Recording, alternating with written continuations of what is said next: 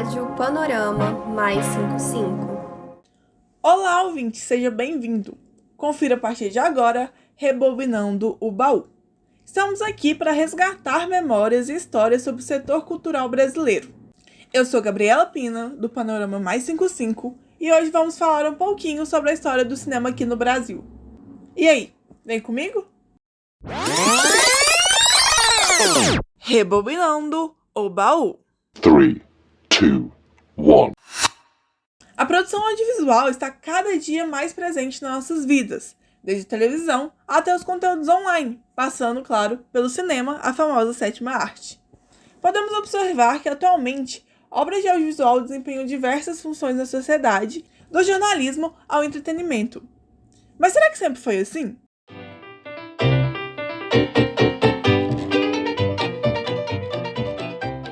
O cinema chegou ao Brasil em 1896, por meio de uma exposição que aconteceu na cidade do Rio de Janeiro. Um ano depois, ainda na capital carioca, foi criada a primeira sala de exibição aberta ao público, com o apoio dos irmãos Segreto, italianos que são considerados os primeiros cineastas do Brasil. Um dos problemas que impediam o florescimento do cinema brasileiro nessa época era a falta de eletricidade, que só foi resolvida em 1907 com a implementação da usina Ribeirão de Lages, também no Rio de Janeiro. Foi a partir desse momento que houve uma estruturação de um mercado de exibição cinematográfico. Nesse primeiro momento, os produtos de audiovisual nacionais eram notoriamente de caráter documental. Isso até que em 1908, Antônio Leal, cineasta luso-brasileiro, produziu o que é considerado o primeiro filme de ficção em terras brasileiras, chamado Os Estranguladores. Já a primeira longa-metragem feita e exibida por aqui foi em 1914, produzida pelo português Francisco Santos e chamada O Crime dos Banhados. Nessa época, faziam sucesso adaptações de obras literárias e simulações de crimes famosos, o que nos faz perceber que algumas tropas cinematográficas são simplesmente atemporais. O fim da Primeira Guerra Mundial trouxe uma crise para o cinema nacional, uma vez que o Brasil começou a consumir em maior escala produções estadunidenses. Isso repercutiu, claro, comercialmente, mas também artisticamente, porque o público brasileiro começou a se acostumar com a estética e narrativas padrões de Hollywood.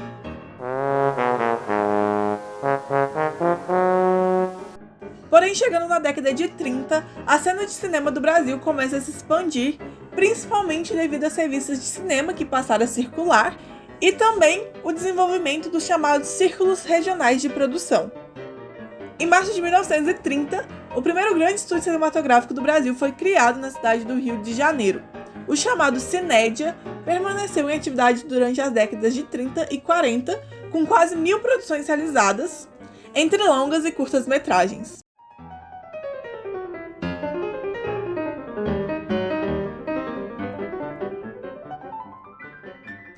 A década de 40 foi marcada pelos gêneros das chanchadas, que eram nada menos do que filmes de comédia musical, geralmente de baixo orçamento, que misturavam também elementos de ficção e de filmes policiais. A principal representante desse gênero foi a Companhia de Cinema Atlântica Cinematográfica, que foi fundada em 1941, também na capital carioca. As chanchadas elas são relevantes porque elas são consideradas o primeiro gênero autenticamente brasileiro que fez sucesso por aqui no país.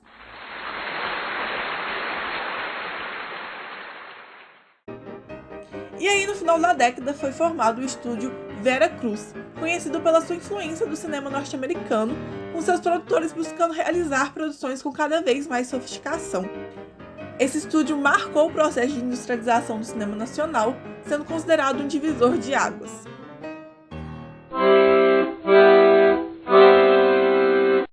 Já em 1953, o filme Os Cangaceiros foi a primeira obra brasileira a ganhar um prêmio no Festival de Cannes, na categoria Melhor Filme de Aventura.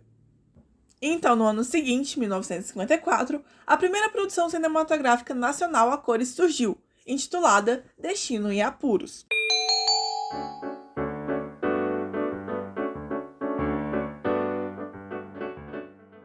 Tendo seu início na década de 50 e consolidação na de 60, o chamado cinema novo foi marcado pelo foco nas temáticas sociais e de cunho político. Esse movimento ele possui uma grande influência europeia, porque depois da Segunda Guerra Mundial, eles passaram a valorizar bastante esse estilo de cinema e querer se desprender dos clichês hollywoodianos, que eram as coisas mais famosas e com mais sucesso comercial da época. Foi nessa época que a expressão "uma câmera na mão e uma ideia na cabeça" foi popularizada, e ela era levada como máxima por muitos apaixonados cineastas brasileiros. A finalidade do cinema novo era atacar o industrialismo cultural, como por exemplo a eliminação das chanchadas, e tecer uma arte engajada.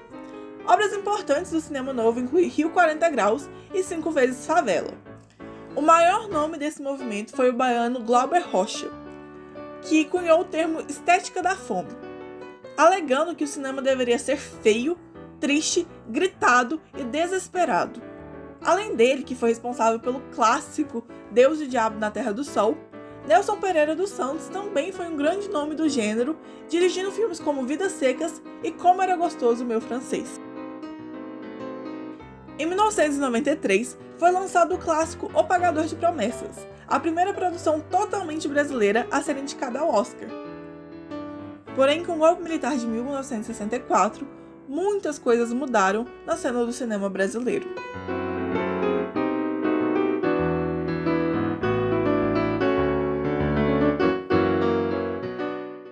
Em resposta aos filmes politizados e subversivos da época, o governo criou em 1969 a Embrafilme, que significa Empresa Brasileira de Filmes, com o intuito de usar o cinema como ferramenta de controle estatal.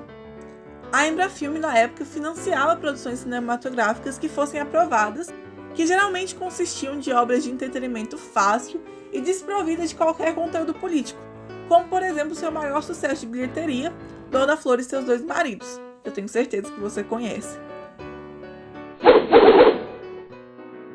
No período de convergência entre os anos 60 e 70, surge o que conhecemos como cinema marginal, que era fortemente alinhado com movimentos de contracultura, ideologias revolucionárias e o movimento musical do tropicalismo. O cinema marginal foi baseado em um estilo de cinema experimental com caráter radical e sofreu muita censura do então governo. Seus principais representantes foram a produtora paulista Boca do Lixo e a carioca Belair Filmes. A Boca do Lixo, inclusive, deu moção ao movimento das chamadas pornochanchadas, que misturava o gênero das chanchadas com a influência do cinema italiano de comédia e, como o nome indica, um forte teor erótico. Esses filmes, como esperado, eram bastante populares na década de 70 e faziam grande sucesso comercial.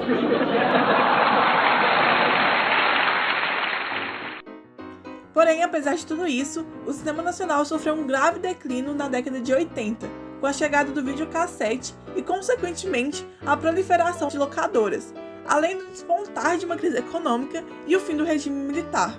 Foi também uma época marcada por blockbusters americanos, como por exemplo Star Wars, que após um período de filmes violentos e moralmente duvidosos que eram censurados aqui no Brasil, voltaram com tudo e dominaram novamente o consumo cinematográfico por aqui. E tudo isso se agrava com o governo Collor, conhecido até hoje como o período das trevas para o audiovisual brasileiro.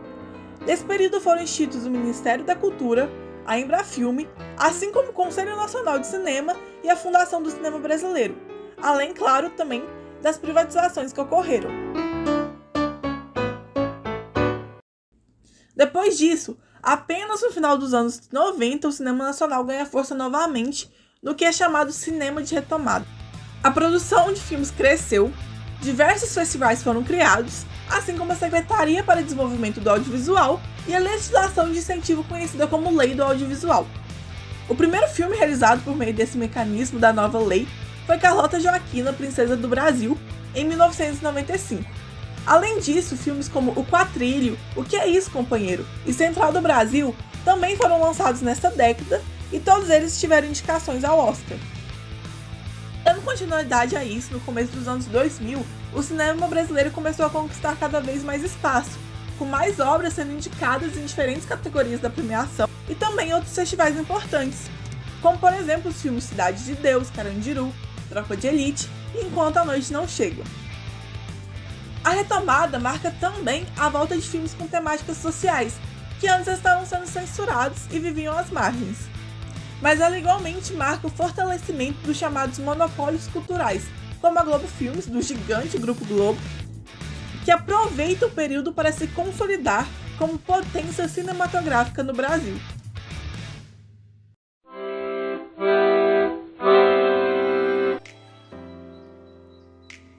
Atualmente, o cinema nacional passa mais uma vez por um período problemático e preocupante, que começou a partir do golpe de 2016 e o governo Temer, sendo cada vez mais agravado com medidas de restrição do governo Bolsonaro, que assumiu em janeiro de 2019. Podemos destacar aqui a nova extinção do então ressuscitado Ministério da Cultura, a paralisação das atividades da Ancine, que é a Agência Nacional de Cinema, e também o congelamento de recursos do Fundo Setorial Nacional, que é um fundo muito usado para o subsídio de filmes.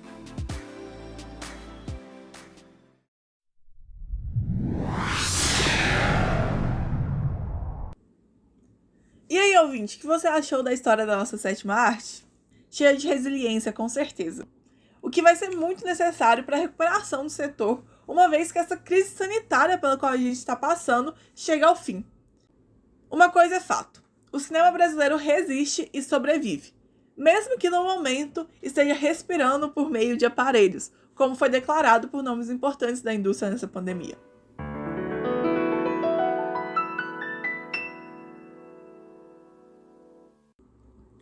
Hoje falamos um pouco sobre a história do cinema no Brasil no quadro Rebobinando o Baú. Agradeço imensamente a sua atenção e companhia nessa jornada. Se você tiver interesse em saber mais um pouco sobre o audiovisual brasileiro sob uma perspectiva diferente, te convido a conhecer nosso site e as outras produções que estão por lá.